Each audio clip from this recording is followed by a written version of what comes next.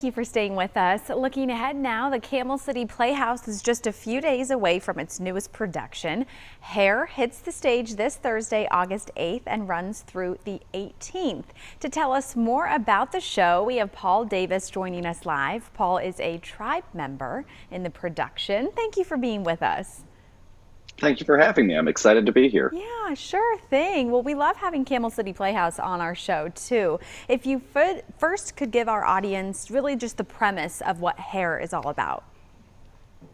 Yeah, Hair is a rock musical done in the popular style of 60s music, dealing with the Vietnam War and in particular one young man's decision of whether or not he will go to the Vietnam War and what some of the impacts of that are for him in relation to this group of hippies that he's sort of become a part of.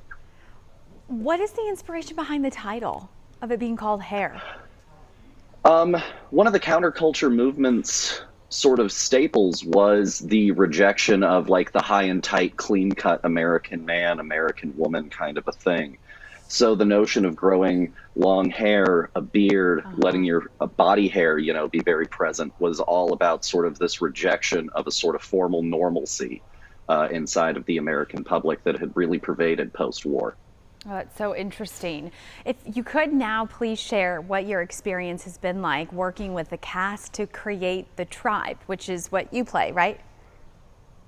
Yeah, I'm a member of the tribe. The tribe is an interesting spot to be in. It isn't like a traditional show where there are other actors who are playing parts like cop, mom, dad. All of the tribe are also all of these parts. So you get to sort of float around between being this hippie persona and then also getting to be other people as well. It's been really fun to create the tribe. You have to create a sort of a safe space where people can feel like they can be as hippie as they want to be.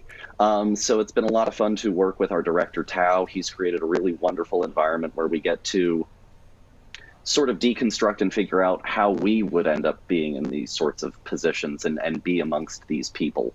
And creating the tribe has really been about, honestly, just creating a sort of small family. And that's really what like a hippie tribe sort of was a sort of a small family. And so that's largely what the process has been just getting to know these people and sort of bring them into your own, fold. So that way when you're on stage, it reads as authentically as possible. Mm-hmm. What do you hope are some takeaways for the audience as they watch Hair? Maybe some common themes, or what do you want the audience to kind of feel as they watch you?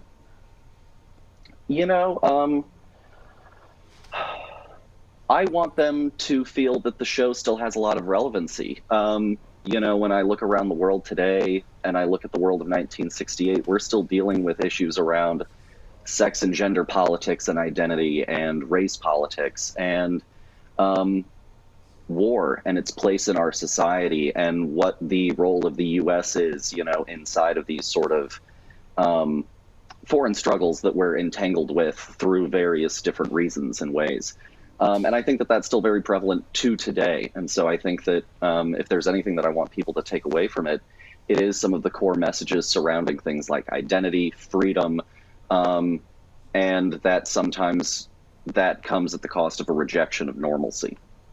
Yeah, thank you for explaining that. And before we say goodbye, Paul, do you have a favorite scene that the audience can kind of look forward to, keep their eye out for? Yeah, I would say it's actually probably one of our more simple scenes, but I'm really quite partial to the song "What a Piece of Work Is Man," and I think that it's a use of Hamlet soliloquy as a song, and I think it's a really powerful moment.